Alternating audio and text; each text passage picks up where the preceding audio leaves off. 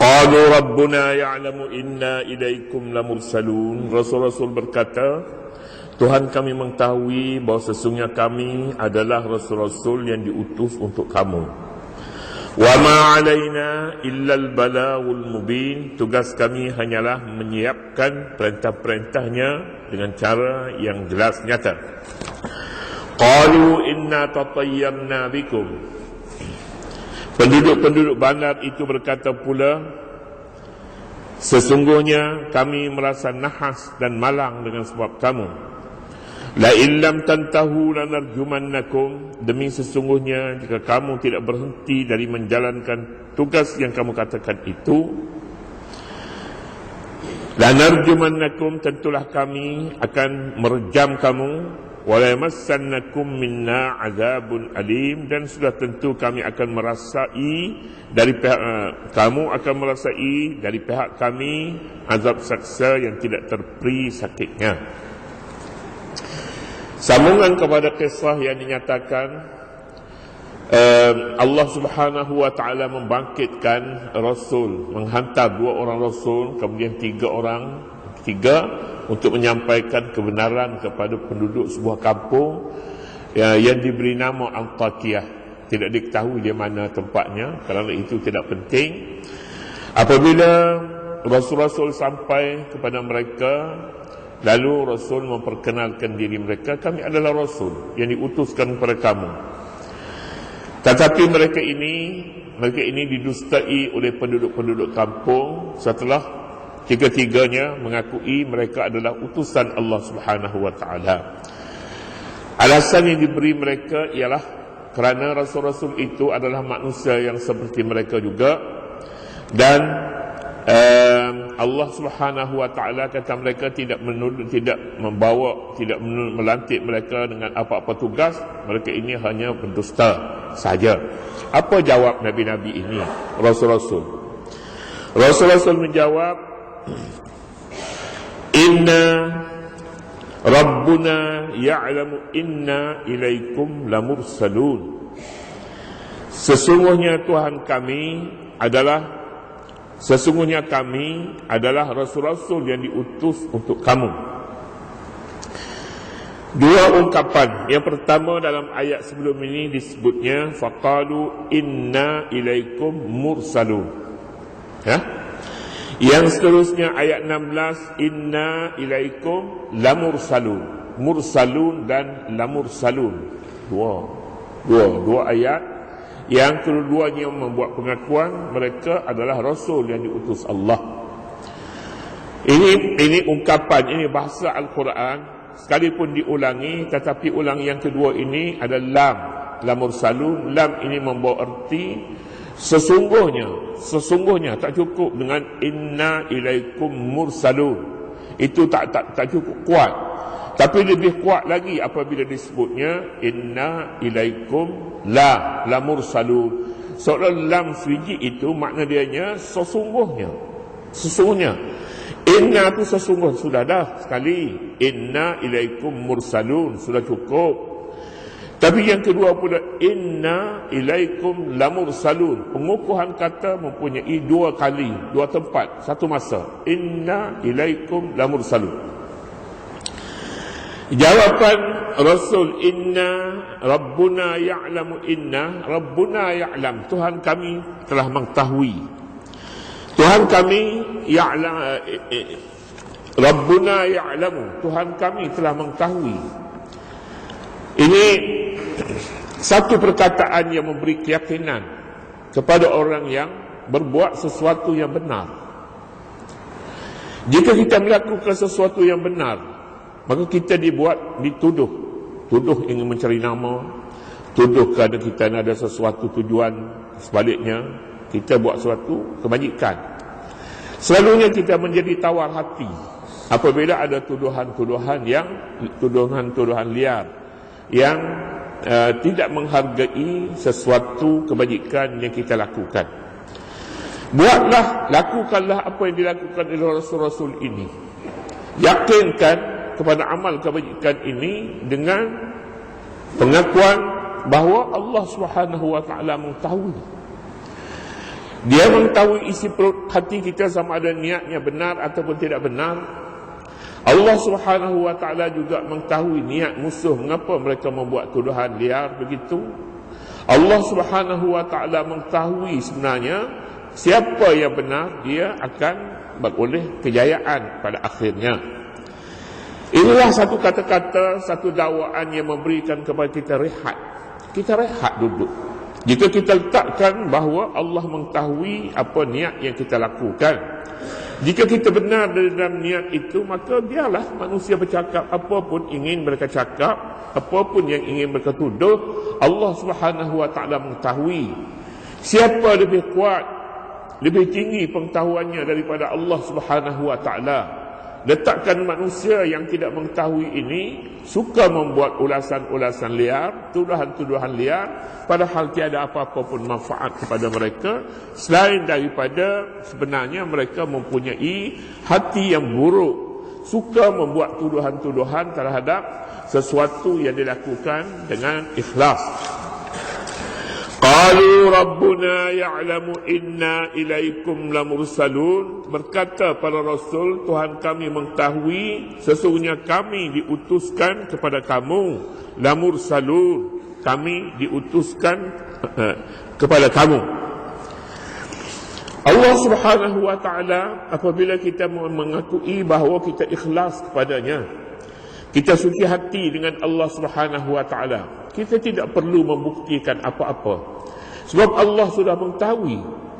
Kita berbuat suatu amal kebajikan, kita menghulurkan derma, katakanlah derma. Kita kadang-kadangnya mahu juga nama. Sebab nama, kita nak nama, kita nak resit, kita nak kenyataan, kita takut hilang. Tapi bila seorang merasakan amalannya itu tetap sampai kepada Allah Subhanahu wa ta'ala, biarpun tidak dicatat nama, biarpun ada orang-orang yang tidak suka, biar apapun keadaannya, kita berada bersama dengan Allah Subhanahu wa ta'ala, kita tidak susah. Tak susah, tak perlukan bukti sebab dia sudah mengetahui. Tak perlukan saksi kerana dia sudah mengetahui. Kita tak perlu kepada bai'ah dengan Allah Subhanahu wa ta'ala kerana dia sudah mengetahui. Inilah istimewanya para rasul. Apabila mereka melakukan sesuatu amalan, sesuatu tugas, maka keikhlasan itu mengalir pada setiap pergerakan mereka. Inna ilaikum lamursalun. Sambungan lagi kata Rasul-Rasul ini kepada golongan ataupun kepada penduduk kampung yang enggan beriman kepada Rasul ini. وَمَا عَلَيْنَا إِلَّا الْبَلَاغُ الْمُبِينَ وَمَا عَلَيْنَا إِلَّا الْبَلَاغُ الْمُبِينَ. Dan tugas kami hanyalah menyampaikan dengan cara yang jelas nyata. Tugas kami hanya menyampaikan. Kami tidak boleh memaksakan tuan-tuan sekalian untuk beriman. Kami hanya menyampaikan. Cukuplah bagi kami jika tuan-tuan sedia mendengarnya, mendengar kebenaran ataupun tugas yang ingin kami sampaikan kepada anda semua. Cukup setakat itu. Maknanya untuk menjaminkan mereka mendapat hidayat, itu bukan tugas Rasul. Bukan tugas Rasul memegang tangan mereka terus membawa ke syurga mereka. Tidak begitu. Setelah mereka mendengar dan mereka faham, terpulanglah kepada mereka sama ada ingin ataupun tidak ingin menerima. Akibatnya mereka akan menerima balasan sama ada baik atau buruk. Kan jelas? Jelas ini perkataan yang seumpama ini ikhlas namanya.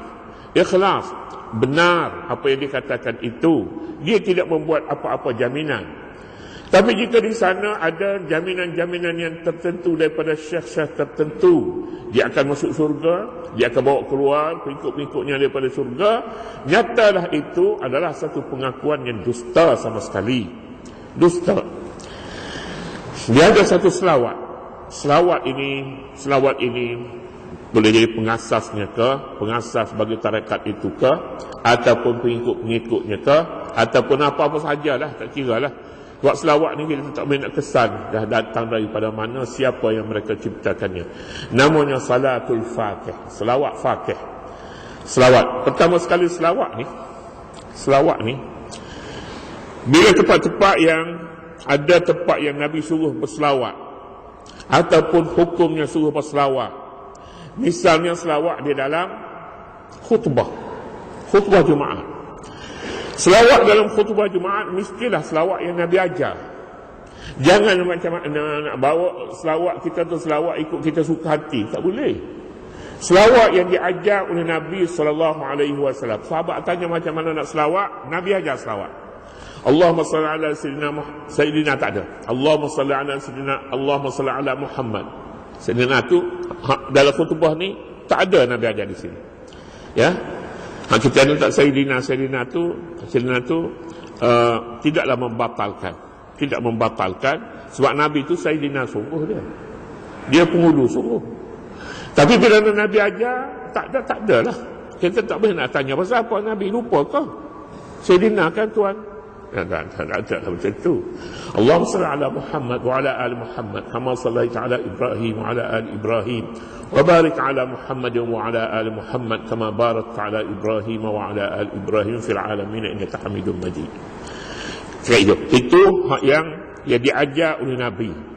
Hak dia berupa ibadat ini selawat di dalam khutbah ibadat yang disuruh oleh Nabi. Tak boleh pindah biar satu perkataan pun. Yang di luar tidak mengapa. Yang tidak untuk tujuan memenuhi syarat sah khutbah. Tidak mengapa. Kerana kita tak Sayyidina pun dia tidak mengubahkan kedudukan Nabi kita. Malah meletakkan kedudukan dia yang sebenar. Dan Nabi SAW pun sudah cukup sebenarnya. Kalau kita tak mengatakan Sayyidina pun dah cukup. Betul tak tu? Saya dengar khutbah ni tak betul lah. Tak betul. Salawatullahi wa salamuhu alaihi. Salawat juga macam tu pun tak sah, maaf. Tak sah, tak cukup. Jadi kalau kita sedar, kita bertanggungjawablah dengan sekurang-kurangnya dengan diri kita sendiri. Kita bertanggungjawab. Kalau tak sedar, pihak menulis khutbah pun tak sedar, pihak yang mengedar pun tak sedar, dia membaca pun lebih-lebih lagi. Tak sedar. Jadi tak sedar tu kuranglah satu rukun. Itu rukun.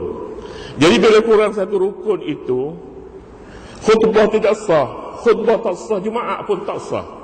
Jadi kepada mereka yang membaca khutbah mesti beri perhatian kepada rukun-rukun khutbah terlebih dulu sebelum dia baca. Cukuplah khutbah, tak banyak kita tak sentuh isu-isu penting dalam negara, keamanan, keselamatan, tabung hajinya, tenteranya. Tak payah baca ni. Ittaqullah, selawat, apa rukun-rukun khutbah ni cukuplah. Sah mayang hari itu. Tapi tak ada khutbah tak kena disebabkan selawat itu, maka dia membabitkan semuanya tak sah Jumaat. Jadi itu dia. Tapi pernah berlaku, tapi tak ada siapa sedar. Tak ada siapa beritahu. Saya beritahu pun, kalau saya beritahu menyebabkan orang susah hati pula semuanya macam mana salat kita main ba'ak pula kau nak bayar semaya zuhur kau, lebih baik saya duduk diam lah.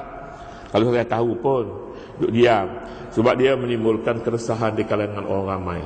Tapi pernah berlaku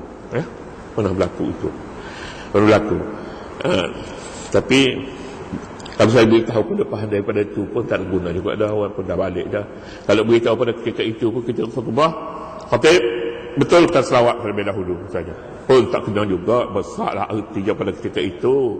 Oh besar, ni wartawan pun ada, ni berapa pun ada, masjid Taman tu kacau hari itu. Misalnya tak boleh. Jadi masing-masing kena tahulah. Walaupun kita tidak khatib, kita kena tahu sebenarnya rukun khutbah. Kita kena tahu. Kita sebagai seorang suami, kita kena tahu berapa sekurang-kurangnya darah haid datang tiap bulan. Isteri kita, anak-anak kita, siapa pun macam tu. Sebab dia berkaitan dengan kita yang ada kaitan secara rapat, secara terus dengan kita. Tak boleh kita nak kata darah haid ni bukan darah kita ni, ini hak orang lain. Kita sebenarnya tidak tahu kedudukan Islam, hakikatnya kita. Baiklah, kita pergi.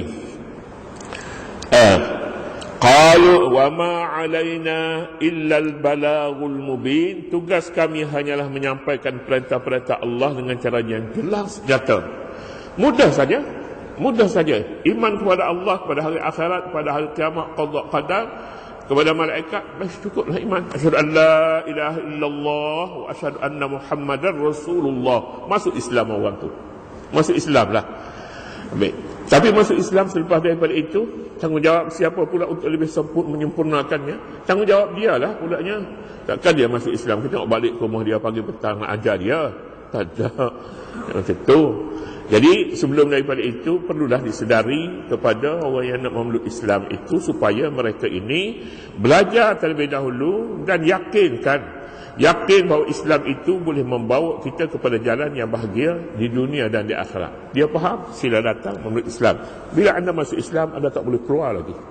Tak boleh keluar. Anda keluar jadi murtad, ada hukum lain pula yang menentukan kedudukan anda. Ada beberapa buah masjid.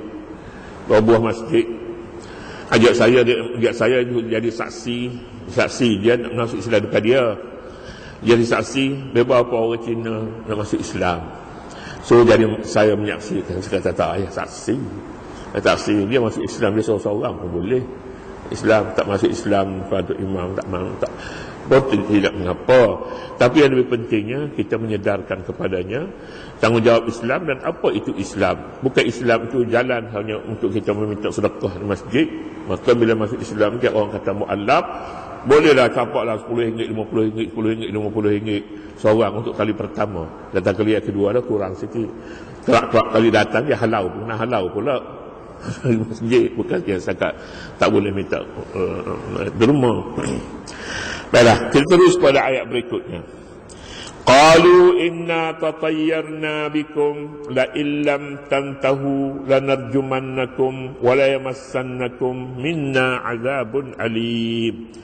Mereka berkata lagi, siapa yang berkatanya? Rasul-rasul yang 3 orang yang berkata, inna tatayyarna bikum, kami merasa nahas dan malang dengan sebab kamu. Tatayyarna, asal kata ini daripada tayrun, burung. Tairah tu kapal terbang, asalnya makna burung juga, terbang tu. Kapal terbang, tairah, tairun, burung. Tatayyarna bikum, maknanya kami terasa burung dengan sebab kamu. Maknanya terasa nahas. Jahiliyah dahulu, apabila mereka ingin berbuat sesuatu yang agak besar, mereka pegang burung, merpati kan selalunya, betul merpati dia lepas ke udara, lihat merpati itu ke arah mana, timur ke, barat ke, utara ke, selatan ke, mereka akan menentukan nasib mereka. Kalau sebelah kiri, malang ni, nahas ni, sebelah kanan bawa untung, kalau sebelah barat, sebelah timur dan sebagainya, adalah bacaan mereka. Perbuatan itu tatayyur namanya. Tatayyarna bikum. Tatayyur maknanya kami terasa nahas, kami terasa malang, kami terasa sial dengan perbuatan kamu, yakni perbuatan nabi-nabi. La illam tantahu lanarjumannakum, sekiranya kamu tidak berhenti, kami akan rejam kamu dan kami akan timpakan kamu dengan azab yang sangat pedih. Tatayyara maknanya sial. Orang yang habis hujah, tak ada hujah, tak ada alasan, tak ada jawapan ketika berdebat, mereka cari jalan lain yang jalan membuat tuduhan rasa sial, rasa nahas, kami rasa malang, kamu membawa sesuatu yang ada hubungan dengan makhluk halus dan sebagainya. Perkara ini khurafat, tidak boleh dipercayai sama sekali. Jika kita percaya, maka dia mempunyai hubungan dengan akidah kita, boleh menjejaskan iman. Biasanya orang yang tidak mempunyai ilmu, apabila ada sesuatu yang ganjil, dihubungkan dengan perkara-perkara yang disebutnya makhluk halus. Dia sakit lama ke, bagi membolehkan dia rasa ada jawapannya, dia kata pergi jumpa dengan doktor kata tak ada penyakit. Tapi anak dia ni dah 4 bulan dah. 4 bulan dah demam tak kebah. Banyak doktor pergi kata doktor tak ada penyakit. Mesti cakap tu lah dulu. Kita tak tahu hak doktor tu buat macam mana, dia tulis apa dalam rekod kita tak tahu sebenarnya. Dia periksa darah tu, dia cari darah berapa banyak jenis darah apa. Dia tak tahu, tapi balik ke rumahnya tak ada penyakit. Doktor kata tak ada penyakit. Doktor dah periksa, ambil darah, dia test atas perut, dia test perutnya, dalam mata, dia tengok dalam mata, semuanya tak ada penyakit. Balik ke rumah dia ada makhluk halus yang mengganggu anak dia ataupun ataupun keluarga dia. Ini kepercayaan yang harus dijauhi. Ini khurafat namanya. Kepercayaan yang tidak ada alasan. Kepercayaan orang yang lemah. Orang yang lemah, tidak ada satu jalan dia boleh memberi jawapan dia rasa puas kecuali apabila disebut di sana ada makhluk halus yang ganggu anak dia. Dan orang yang berada di pihak ini pun kadang-kadangnya orang yang membawa gelar ustaz juga. Ustaz juga ini payahnya. Tapi ustaz tu dia ada beza sikitlah. Dia beza. Ustaz tu ustaz ilmu halus. Ilmu halus. Ini ustaz ni ilmu besar, ilmu kasar. Dia nampak kasar, tu tak nampak halus.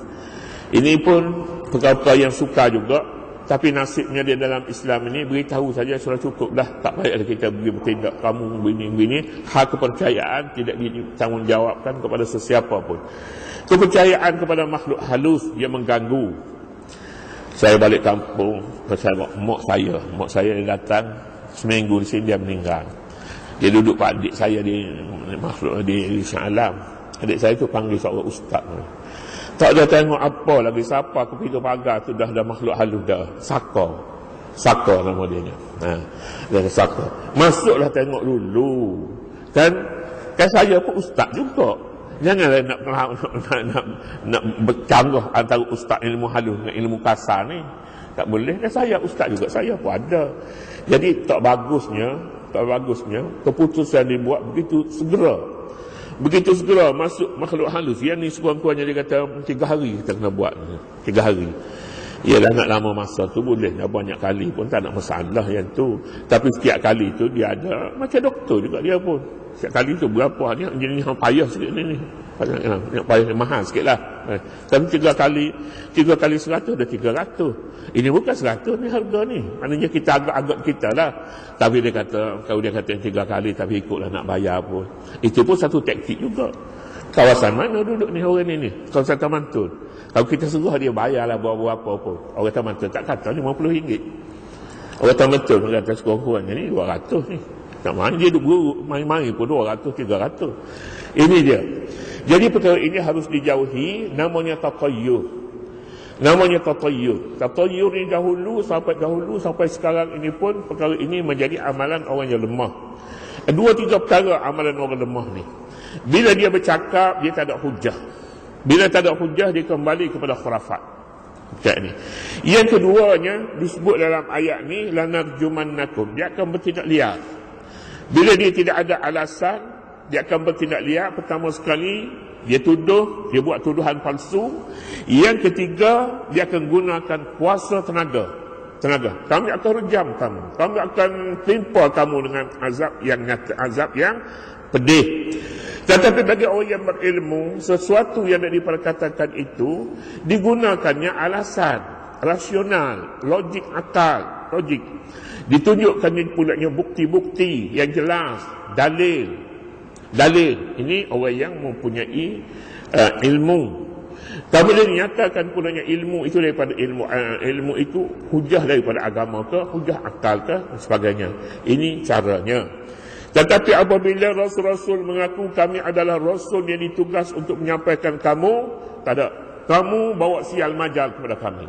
Kamu jika tidak berhenti, kami akan rejam kamu, kami akan timpakan kamu azab yang nyata. Karu sebenarnya. Tahu ini yang tak ada ilmu. Dalam masyarakat kita, sial majal, sial ni bukan hanya mengenai penyakit. Kadang-kadang nombor kereta pun minta pesannya jangan nombor 13. Zaman jangan nombor 13. Hari hak lain tak apa. Nombor 13 tak mahu. Apa sebab? Ada tu bila tak mahu tu. Kalau boleh nyuruh angka 7 tak apa. Angka 7. Oh nak angka 7 ni. Angka 7. 70 ke 77 ke 70 ya. Angka 7. Ya.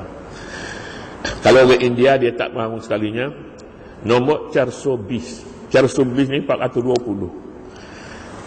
Meja kita cari tak jumpa. Meja peperiksaan. Kalau ada 420 tak jumpa, maknanya tak ada. Kita pergi cari dia adanya hal lepas tu, hal sebelum tu 420 tak ada. Ini kepercayaan mereka. Kepercayaan mereka, kalau guna 420 ni, orang ni pencuri, perampok, penyamu ni, orang ni. Itu makna dia. Jadi kalau kita nak gelar orang ni pun, kita tidak maki hamun dia, kita tunjuk cara subis dia. Ini orang cara subis ni. Maknanya 420, dia marahlah. Daripada kita maki dia, daripada kita sebut perkataan ini, baik kita maki dia. Kita maki tak apa lagi sebut cara subis, dia akan dikejar sampai ke rumah lah. Ini macam tu lah. Ya, ini kepercayaan salah. La illam tantahu lanarjumannakum wa la yamassannakum minna azabun alim. Jika kamu tidak berhenti, kami akan rejam kamu. Rejam ni dengan batu. Dengan batu. Tanam dia separuh badan, kemudian pukul dengan lontar dengan batu hingga dia mati. Itu namanya rejam. Dalam hukum zina dikatakan ada hukum rejam, tapi hukum itu sudah dimansuhkan. Tak ada lagi dah hukum itu. Sebagian daripada ulama menyatakan masih ada hukum rejam. Tapi dalam undang-undang hudud hari ini pun, yang mana buat draft undang-undang hudud tak masuk rejam. Yang adanya sebat 100 kali, sebat 80 kali bagi peminum arak. Yang hukum rejam ini, hukum rejam sekalipun satu ketika dahulu, malah di setengah negeri masih ada lagi hukum rejam terhadap orang yang sabit perbuatan zina, dan orang itu pulanya muhsan. Hukumnya rejam. La illam tantahu lanarjumannakum wa la yamassannakum minna azabun alim.